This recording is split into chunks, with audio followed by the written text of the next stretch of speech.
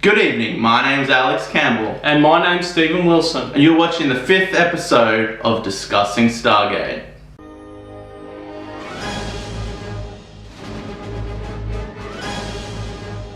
So our 5th episode is called The First Commandment. Yeah. Which, as the name might imply, it's got some, religious, biblical elements and stories to it. Yeah, a lot of religious themes within this episode. And it's also, it's very much a horror, thriller sort of atmospheric episode. Nice tension. Nice tension, which, is something that there are a few episodes like this, sort of like The Broken Divide is again sort of like that. Unfortunately though, as the seasons go by, they they get away from doing things like that. Yeah, less horror themes, more just straight sci-fi, I guess. Yeah. Which is cool, but also disappointing. Yeah, well, so, and that's fine. We get some of those interesting things straight up, and it's no way to diminish the quality of the storytelling throughout the other ones, but it would have been nice to see a consistent, like every now and then have these type of things. Horror one, X-Files style, or Doctor Who style, sci-fi horror. It's great. Yeah, it is great.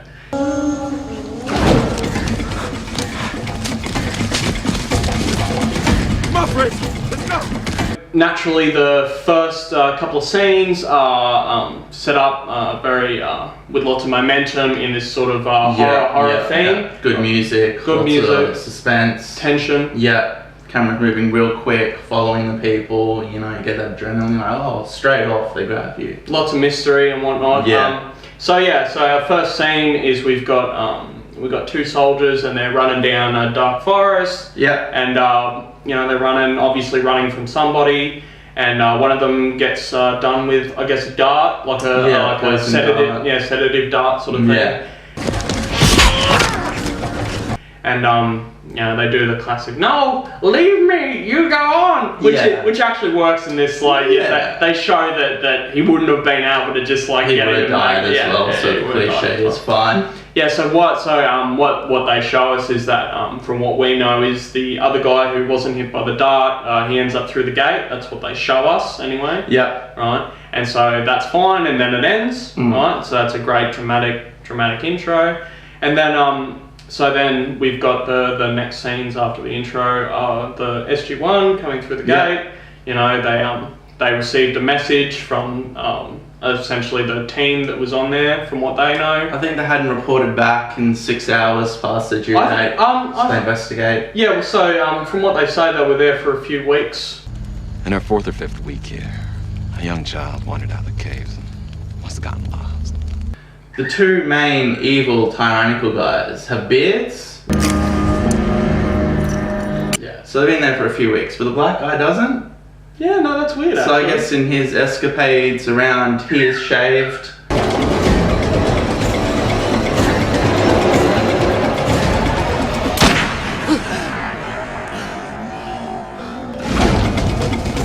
Well, so that's interesting actually.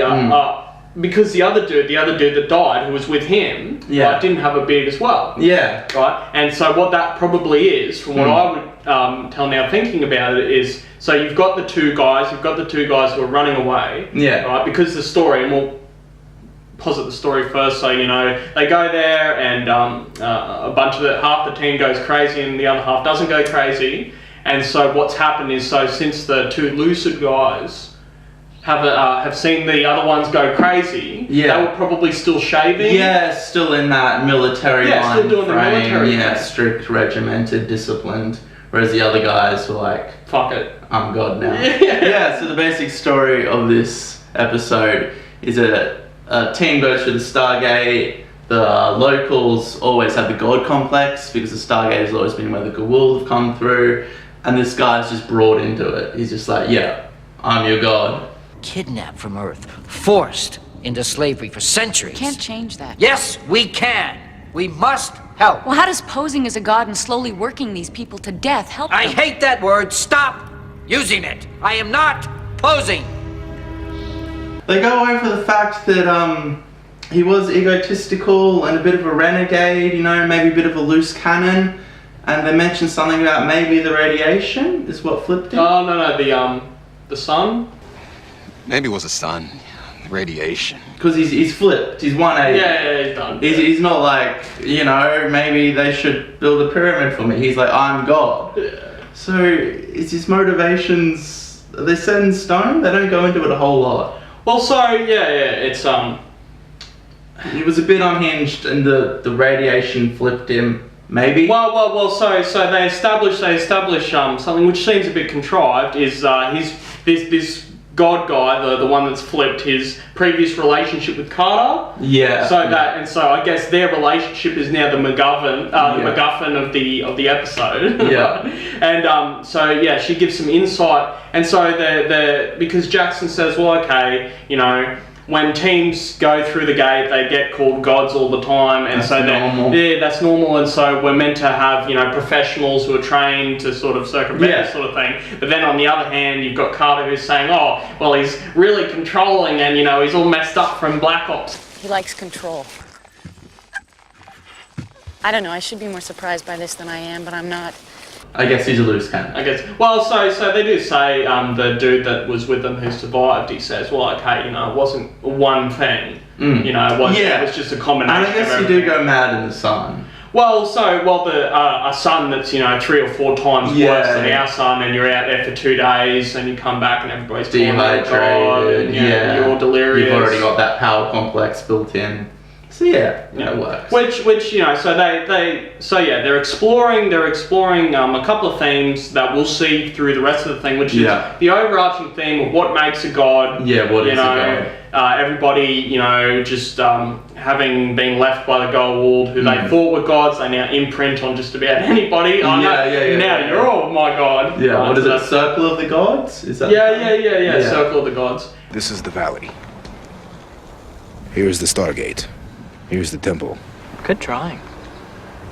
Thank you. So, and then they say, well, okay, that's a theme, and it is interesting to say, well, okay, because we see SG-1 and they go through and get called gods all the time, it is nice to see them explore, well, what happens when you go along with it. Yeah. And then...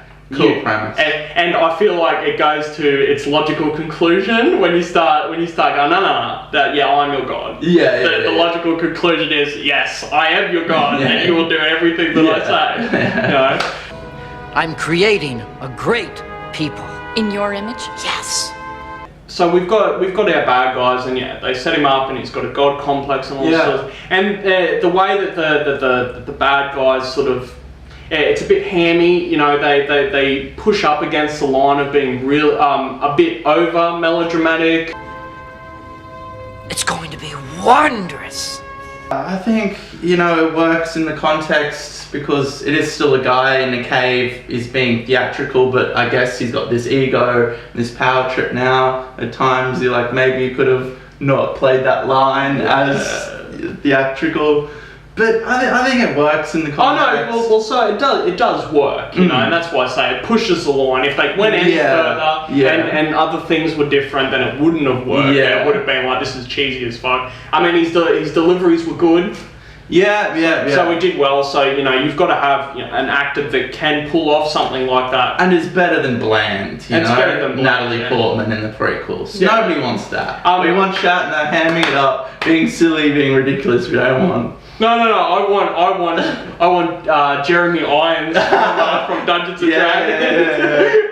Let the blood rain from the sky! So I made a note that this forest in the opening shot looked exactly the same as the last shot, the last episode. Suspiciously like a forest in Vancouver. Yeah, it looks like a Canadian pine forest. And we'll see in a lot of episodes that a lot of these planets look suspiciously like Canadian pine forests. It's a pine tree like conspiracy. Yeah.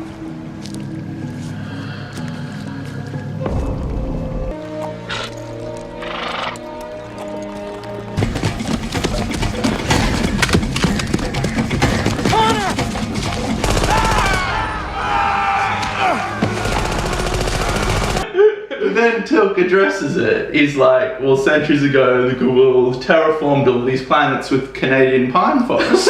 Yeah, they landed in Canada, and they got the big, pine forest from Canada and seeded all those pines. Yeah. But that's, we addressed that, I think it was in the previous episode. You've got something that if you think about, right, is that why do all these planets look like Earth, essentially? Why do all these planets look like Canada? Yeah. But so he throws that line out there, and everybody goes, oh, okay, that makes sense. And it is, that's sufficient, that's a fine explanation. Suspension of disbelief. It's like, if you want to start breaking it down, every planet's different size, different gravity, that go through, they're like, whoa this is hard out, or whoa. But it's a bit of fun. It's a TV show. But and as we said in the previous episode, it is important to have those throwaway sort of explanations that are sufficient, or else because then you start wondering and you go, oh, they're not addressing that. Yeah. Like that would be the first thing that I would notice. Hey, this place looks like the last one. Exact same last episode. Apparently Abydos was the exception, not the rule, as far as trees are concerned.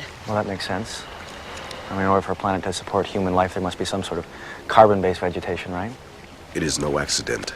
Many Stargate worlds were terraformed by the Goa'uld centuries ago. So after our team has gotten a rundown from the survivor of the other team about what's been going on, that's fine. They say, okay, we're going to go do something, we're going to set up camp and all that sort of stuff. And then we get, then they cut to our main bad guy. So it's actually funny because when you watch it, so it's a night scene and he's walking out of this cave, but to me the cave, just because of it's clearly fake. It's like this god guy lives in a paper mache cave.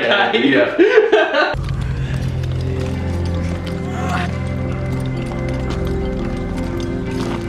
I believe right after that scene too is when he walks out and it's like the first big epic shot of all these slaves and music swells, but it's not that grand. Yeah, well, so it's a nighttime shot. So they'll have another shot after this a while. Which has a lot of extras. Is quite well. So it's a big. The second shot is a big sunlit. It's like a big mining where they're quarry. And they've got a big backdrop and they've got a bit of matte painting and lots of extras and lots of stuff going on. And it looks great. But so the first shot of that, which is at night time, shows us like a downward slice of that. Yeah, and they only have about 10 extras. Yeah, it doesn't look very good. Infrastructures. Well, the way the shot plays out and the music, it's like, whoa, look at this, it's epic. But the music's carrying the emotion. Yeah, it's like, it's not that epic. It's not that epic, so that's one of the scenes where, using the music to carry the emotion wouldn't be there. Without the music, it would be, some weird looking dude emerges out of a paper mache cave and looks down at a couple of sticks on the ground like 10 extras. He's like, what is going on? My people! They've all gone home. They've all gone home. We've had enough of your bullshit.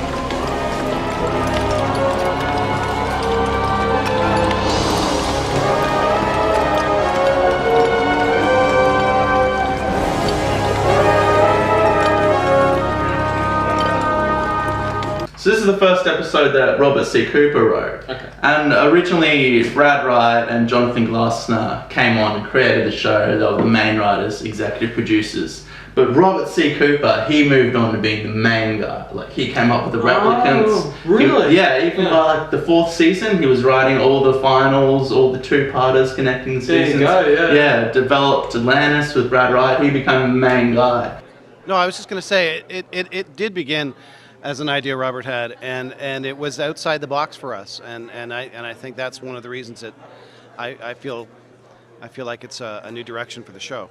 A great writer, and without him, Stargate wouldn't have been what it was. Well, so knowing that, and again, some of my favourite stuff is in, season 4 and whatnot, and you watch this episode, and because, you watch an episode and you take into account, the sort of meta structure of the episode, the varying degrees of, localized structure and all that sort of stuff, and it's so competent and fluid, and, it all comes together really well. Compelling and engaging, with a consistent atmosphere and all that sort of stuff. So, Connor got through. What about this one? Burn him. he's just a writer, right? Does he have a say in, say, the direction of the camera work? No, not at this point. I think he does direct some episodes later on. Okay, yeah. Yeah. At this point in time, he's just a staff writer. Well, that's, you know, and that's one of the things that's all the things that I think, you know, went into making Stargate such a great thing is we already established in the previous episodes the really competent camera work. Yeah. You know, and so having a great writer to back that up is, you know. That's it for me. Just, it was written well, it works. If it's not written well, like, I'm not invested. Yeah, no. Fucking done. I don't care about the special effects. I don't care about the acting. Like, if the lines are shit, the acting goes nowhere. Nowhere. Nowhere. That's why these lesbians are always going out buying, you know, spending all their dough on, like, you know, sexual appliances, erotic monkey wrenches and shit, trying to compensate for what they don't have. They're not getting. Penis. You know, our next scene is that they all set up camp or whatever, and you know, they get attacked, they get ambushed by the natives or whatever, who are I must add, at night time are wearing these really spooky, like clay mask things. Yeah. I feel like, you know, and again, this is one of those things where it's like, you know, it could be a little bit goofy and a little bit cheesy, but with the atmosphere and the way that it plays out, it actually comes across. Yeah, it works in the nighttime. Bit spooky, yeah. Well, yeah, if they were wearing them during the daytime, it would be really paper mache. Which is actually weird because the whole point is the sun. Yeah, so why would they play masks? High UV. They only wear the protective mask during night. Because they look shit. Because they look shit during the day. Because of story. Because of story.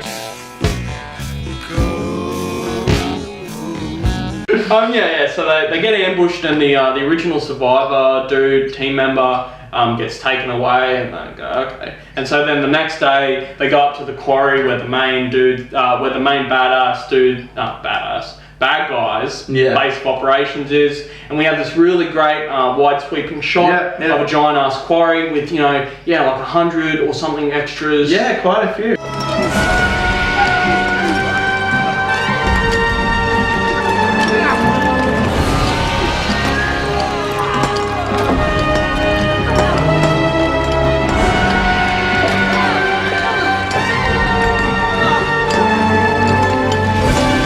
And this is a testament, you know, you can look, and so the building in the background maybe is a 2D, like, whatever structure, and the mountains in the back are CGI maybe, but you're not quite able to tell, so. Yeah, well, I was trying to deconstruct the shot and break it all down, and I wasn't quite able, so I guess under that scrutiny it still kind of works. Yeah.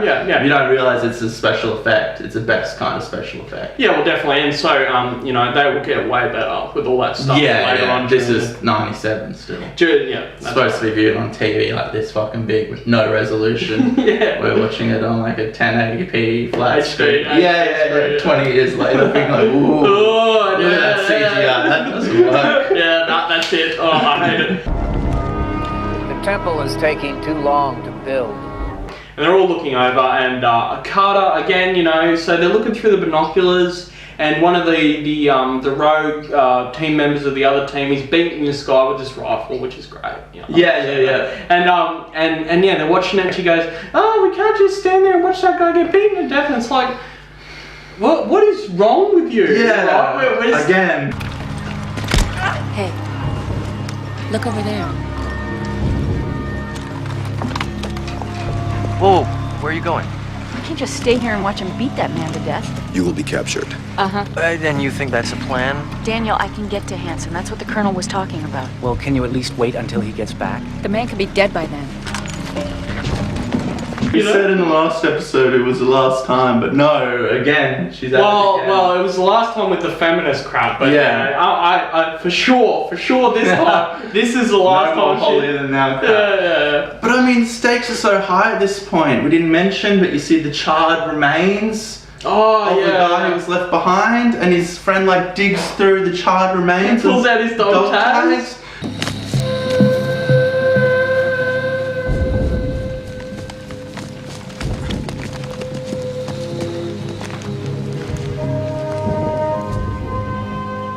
Connor.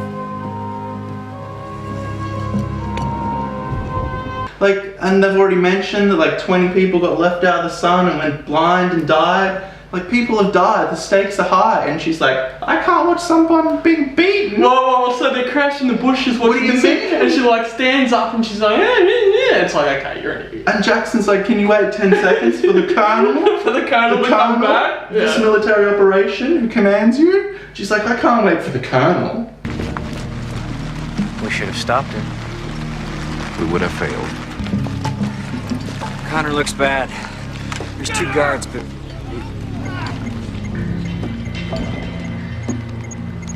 Daniel.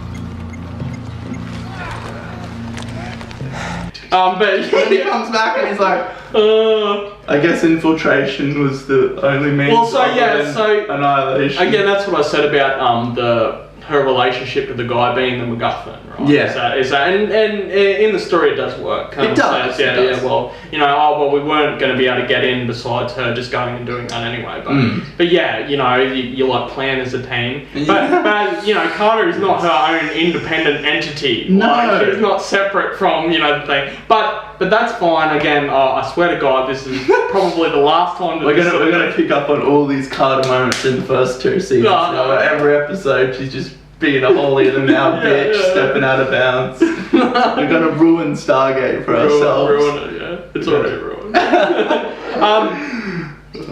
Yeah, so we get that, and then so she gets hauled off to see this guy that she was in a relationship with, and you know, it's funny because they're standing and she's, you know, they're having some banter, and he's trying to convince her, oh well, you know, no, I'm not that far gone, you know, you can trust me and all this stuff, and it's like maybe he'd be able to appeal to her sense of their previous relationship if he didn't look like a sunburnt monster.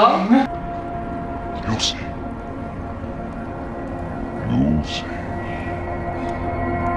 He's got welts and he's got burns all over him. He's like, you know, I am God and these are my people, but you'll come to love me and trust me. It's like, oh no, get away from me. Got a big jacket on, it's like this is not good, eh? Yeah, you're not. Far gone. You're far gone. And there's all those weird comments that he makes that are just like, oh, this guy's fucking batshit crazy. Yeah, I'm not gonna trust this. Yeah, I'm out. Pure devotion. They must believe in me.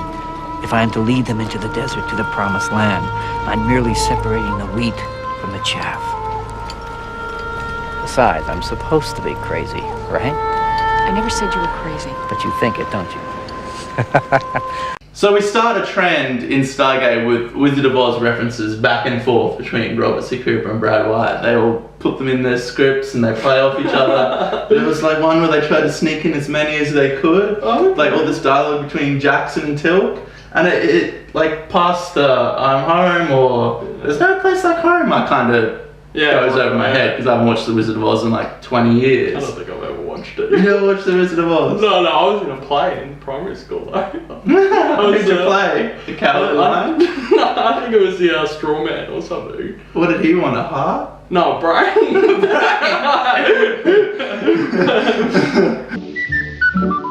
And my head I'd be scratching while my thoughts were busy hatching if I only had a brain. So yeah, I like those little inside jokes you can read into like the behind the scenes production. It is good, there it is. Gives you a sense that the people making it are actually real people. Yeah, having fun with the script, playing back and forth. To Oz.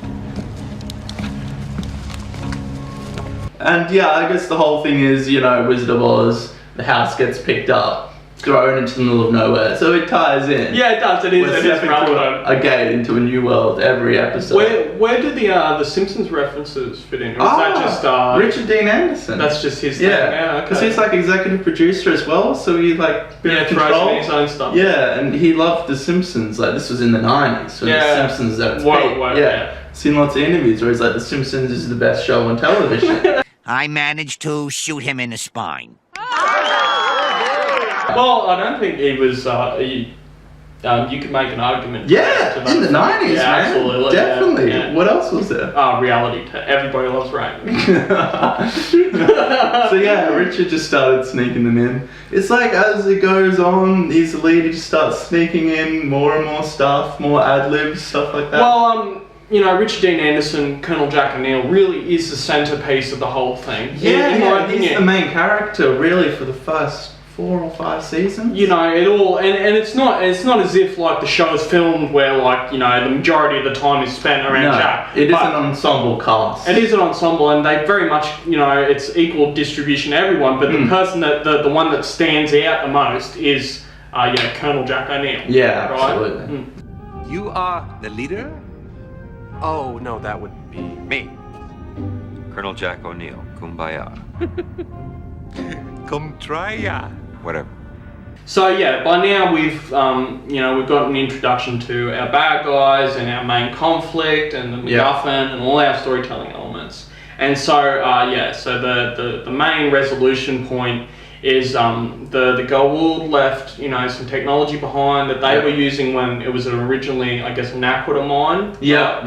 And it was basically a sun shield, giant sun shield, right? And so they get that information out of a dude, and they go find it, which is great. And so now we start getting something that again is something really interesting to me, and I guess is like the mainstay of good sci-fi. It's a miscellaneous technology that the Goa'uld have and use, and there is heaps and heaps and heaps of just really random pieces of technology that they are essentially contrived for each sort of episode or varying episodes. But it's believable, it's cool, it looks cool. The effects are always great of like the beaming or whatever, the energy effects. Interesting, different technology.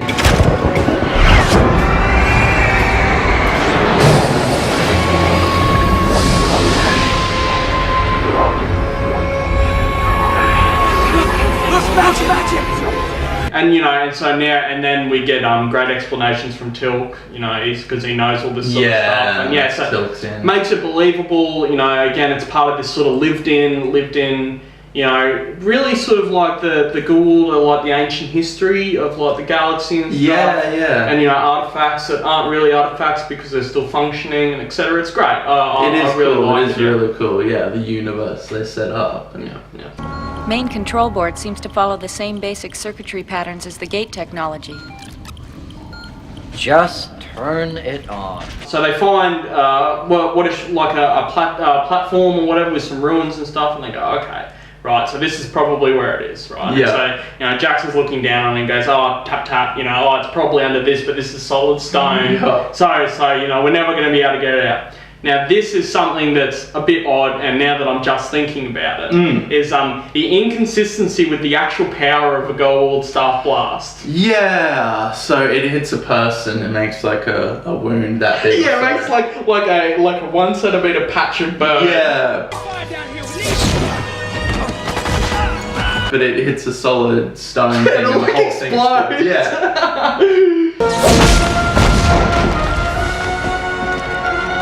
So they don't establish any power differences, any settings. It's not like a phaser, it's just a one shot. Yeah, it doesn't blow people apart. Also, that shot when that happens, like there's clearly a bit of timber that flies up. Yeah. It's like solid stone. Is that? I didn't even notice that. Yeah, like it's not stone at all. No. Like a plank, it's just like, oh, okay. Well, so I'd like to imagine, if what happened there was the measure for how powerful the staff blasts are. Every time anybody ever got hit by a staff blast, they get fucking like just obliterated and vaporized. Hard R rating. No.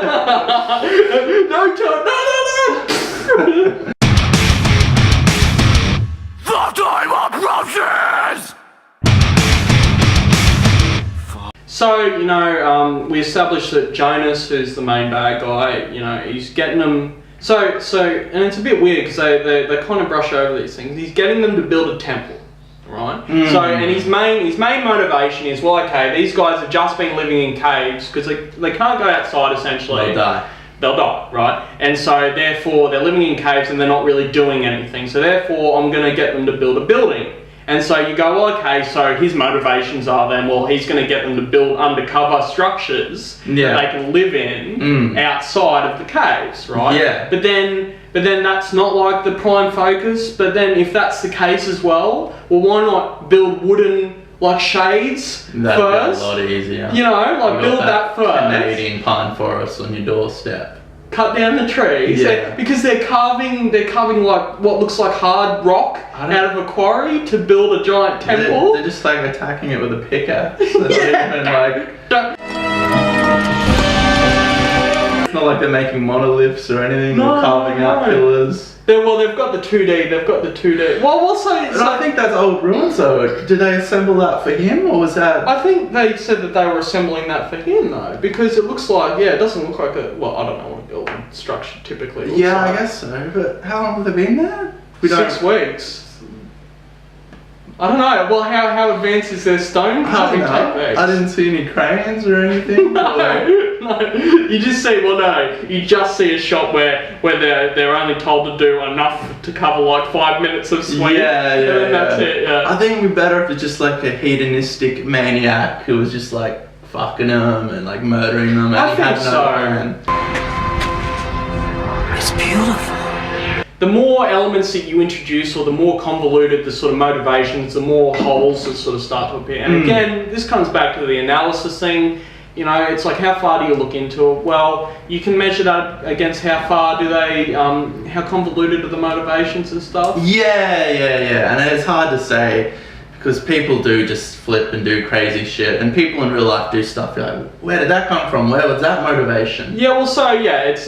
I guess. Then you watch media, you're like, that wasn't a logical, isolated step. That that's true. Actually, I didn't think about that. People are fucking psychos, man. It's like a cop in Japan who just like one day was just like, started like chucking grenades. He killed like 40 people. Khan would commit one of the most deadliest rampage killings of all time, traveling to several areas, employing everything from guns and hand grenades at random to whomever he came across. His 6-hour multi-village killing spree would come to an end when he committed suicide, totaling his official murder count at 57. So as we said previous, this episode does a great job at setting up tension and stakes. And between all the scenes, there are these really cool pan shots of the sun, where it's like up there and it's got eerie music. Really ominous. Yeah, ominous. And it twists down in a weird pan.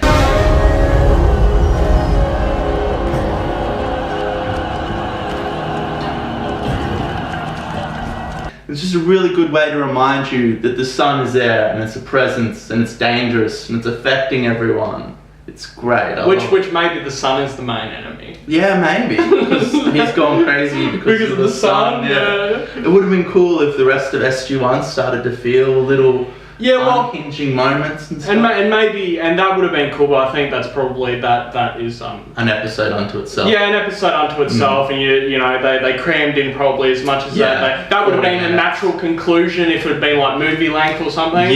But definitely exploring those elements about the sun, which is using the environment as the main conflict, and and just like these little establishing shots. Just reaffirming the tension and the stakes is a great plot device. Well, as I said, it's about the consistent thriller, horror aspects and atmosphere. You need to keep that tension, otherwise the audience is going to drift off. Ooh, yeah.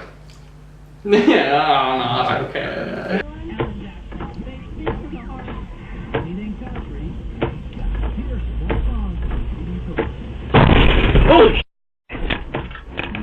Right, so, Jonas has been having Carter work on getting his machine there. He doesn't know that it's a pair to set up the sun protector shield, and so, she's been setting it up.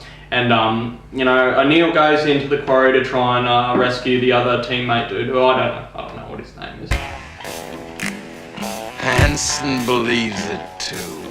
And O'Neill gets captured, brings in, just as Carter turns on the machine, right, so Jonas goes, okay, now, the machine appears to be working, so he goes, and then we jump to our, the conclusion, which is the unveiling of, his grand project as the God. He's gathered everyone around, here I am, I'm God. The sun hath stood still in the heavens and hasted not to go down about a whole day. I have the power to help and to cast down. and it's really cool. It's a really cool like ending conclusion scene. You know, he sees so they've tipped the gate, right? So it's like a thing. And I wanted to talk about that because my first viewing, I'm like, are there 2 gates? Is it a different one? But I guess they did tip it and then pull it back up. I don't understand how they could do that with such ease. Well, I mean... Like how it is. It looks like there's stone built into it while it's flat on the ground. Yeah, well, that's a good point. That's a good point, you know. I mean, I guess they're building architecture and structures. Yeah, they're building events like ancient architecture. Yeah, they're crafty people. Maybe. Stand still and see the salvation of the Lord. It's basically like cemented into the ground. Yeah, and it looks like that when it's flat and when it's up standing as well. So yeah, that's a bit of a what's going on there? It just took me out for a second. I'm like, did they mention there were 2 gates on this planet? No, there's only 1. Yeah, well, so some things happen like that, you know, where it's like, okay, you know, they didn't quite adequately give us the impression. Yeah, well, you just need a shot of it falling over and crushing someone and bloody and hitting it with something. A workplace health and safety violation. Just ropes pulling it. Yeah, right, so they've tipped over the gate and he's set up a platform with a giant like stone as well, so they've moved all the shit, right? So they're fast workers. They're fast workers, very industrious, right? Yeah, so he's doing his big, you know, speech and he's turned on the gate and he's gonna throw the SG-1 through the gate, which is great. I love it, right? It's a really cool, you know, the procession of his people and visually how it's set up, it really works. The casting down of his enemies.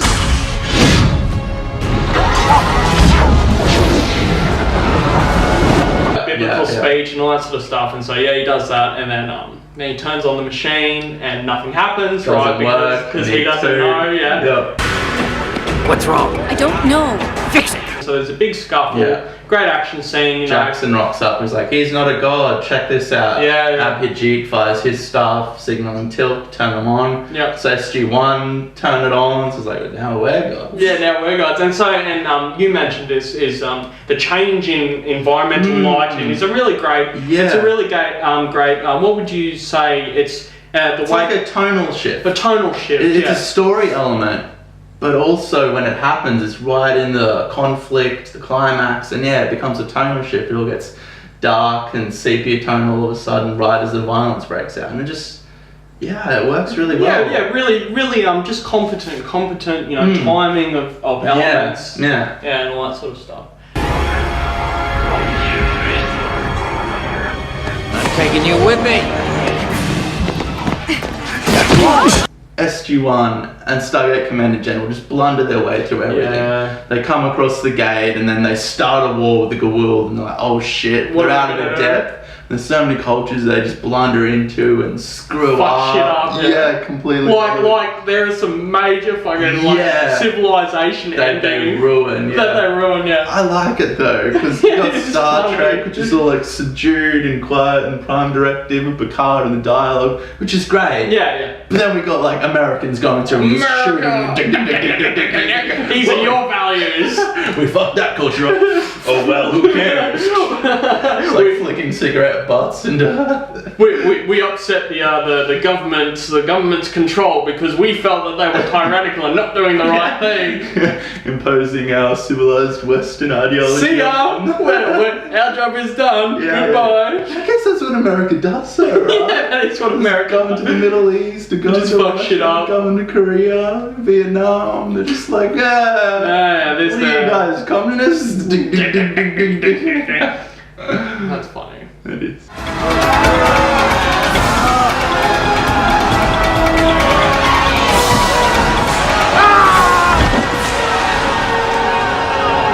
So in conclusion, we may have scrutinized a lot of the little elements, but this was a solid episode. Really good. The formula really works. The arc really works. Great conclusion. Great tension. Great characters. Well, the measure, you know, you can say, well, okay, by the virtue of how many things you picked apart, sort of thing, it's, you know, it's bad. Well, it's not, because the things that we picked apart very small, and it's when there are glaring sort of errors that take you out. Really super immersion breaking. That's when it's a problem. And this episode is by no means at that level. No, it's a great episode. It's a great episode, and there are lots more great episodes to come. Yes. Thank you for watching, and really help out if you like, subscribe, and comment. Until next week. I would dance and be merry, life would be a ding-a-dairy if I only had a brain.